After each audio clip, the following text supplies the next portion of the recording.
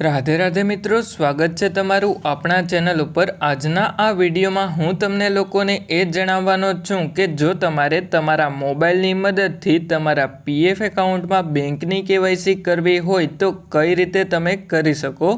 તો એના માટે સૌથી પહેલાં તો તમારે તમારા મોબાઈલમાં કોઈપણ એક બ્રાઉઝર ઓપન કરી અને એમાં ઈપીએફઓ લોગિન કરીને સર્ચ કરી લેવાનું અને પછી તમારે આ પહેલી વેબસાઇટ ઈપીએફઓની ઓફિશિયલ વેબસાઇટ ઉપર ક્લિક કરી લેવાનું। એટલા માટે હવે હું આ પહેલી વેબસાઇટ ઉપર ક્લિક કરી લઉં એટલે પછી એમાં આપણે online claims member account transfer કરીને ઓપ્શન જોવા મળી જશે, એની ઉપર એક વખત ક્લિક કરી લેવાનું। એટલા માટે હવે હું online claims member account transfer ઉપર ક્લિક કરી લઉં, એના પછી અલર્ટ જોવા મળી જશે તો આ સિમ્બોલ ઉપર ક્લિક કરી લેવાનું એટલે અલર્ટ બેક થઈ જશે। એના પછી તમારે તમારો 12 આંકડાનો યુએએન નંબર અને પીએફનો પાસવર્ડ એન્ટર કરી લેવાનો।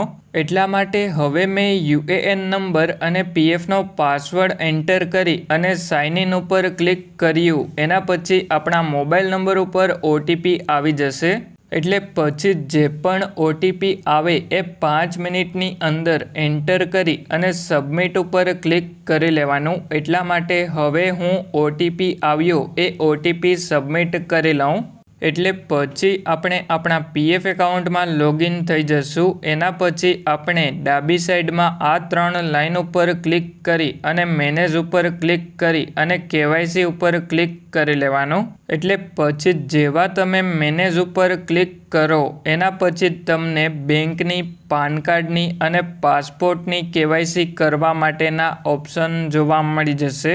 એટલા માટે હવે આપણે બેંકની કેવાયસી કરવા માટે સૌથી પહેલાં બેંક ઉપર ક્લિક કરી લેવાનું અને પછી નીચેની તરફમાં આવી જવાનું એટલે પછી તમારે તમારો બેંક એકાઉન્ટ નંબર એન્ટર કરી લેવાનો અને પછી તમારે કન્ફર્મ બેંક એકાઉન્ટ નંબરમાં ફરીથી બેંક એકાઉન્ટ નંબર એન્ટર કરી લેવાનો અને પછી તમારે બેંક આઈએફએસસીમાં આઈએફએસસી કોડ તમારો બેંકની પાસબુકમાંથી જોઈ અને એન્ટર કરી લેવાનો અને પછી તમને વેરીફાઈ આઈએફએસસી કરીને જોવા મળી જશે। એની ઉપર ક્લિક કરી અને આઈએફએસસી વેરીફાઈ કરી લેવાનો અને પછી નીચેની તરફમાં આવી જવાનું અને આ બોક્સ ઉપર ક્લિક કરી અને સેવ ઉપર ક્લિક કરી લેવાનું એટલે પછી તમારા મોબાઈલ નંબર ઉપર ઓટીપી આવી જશે। એ ઓટીપી એન્ટર કરી અને સબમિટ કરી લેવાનો એટલે પછી જેવી તમારી કેવાયસી અપ્રૂવ થાય એના પછી તમે તમારા પીએફના રૂપિયા ઉપાડી શકો।